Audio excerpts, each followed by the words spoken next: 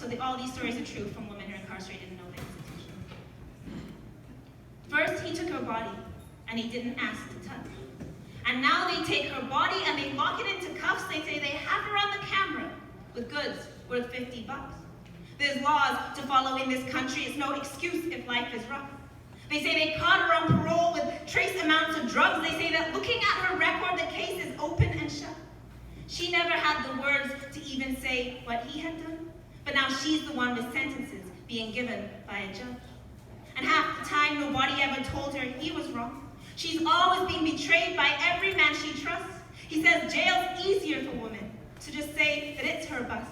He says he loves her, so she takes the charges for her man. Her lawyer told her deal, and she didn't understand, and they drag up all her past when they get her on the stand.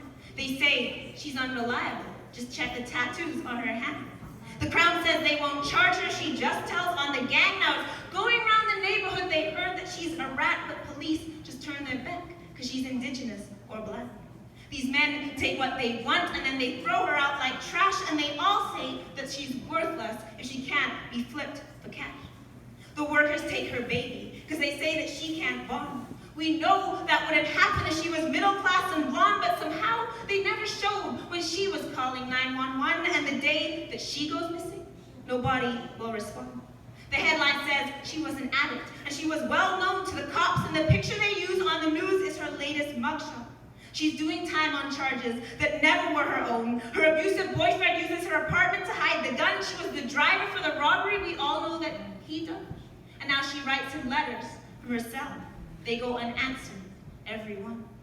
It's not like poor black women smuggle drugs for fun, for men who send 10 women through the airport, then go on the run, then threaten and assault her till she swallowed those condoms. Now she's locked in federal prison while traffickers import tons.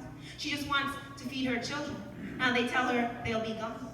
Men exploit her body from the time that she is born. Her mother turns the other way to keep him safe and warm. He'll only do a year or two if ever he gets caught, while they blocked her down in Seg because they accused her of assault. She's having flashbacks when they strip search her like rubbing wounds with salt, and now her body's being exploited one more time up in the court. They tell her pay the victim surcharge, but she can't because she's poor, so she makes her money on the streets, on the corner where she's forced. The cop took a so-called freebie, but of course she can't report that. She's never had a place to sleep that isn't someone else's floor, and then the undercover breaches her when she goes to make a score. They say that they'll convict her of committing welfare fraud, and now they're piling up the charges on her criminal record.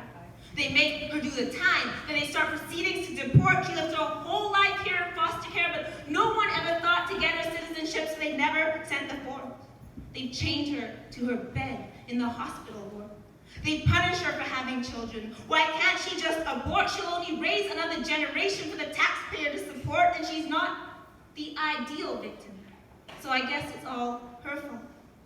She's the 90% of victims doing time behind our walls. But when we talk about justice for survivors, we don't mean her at all. Thank you.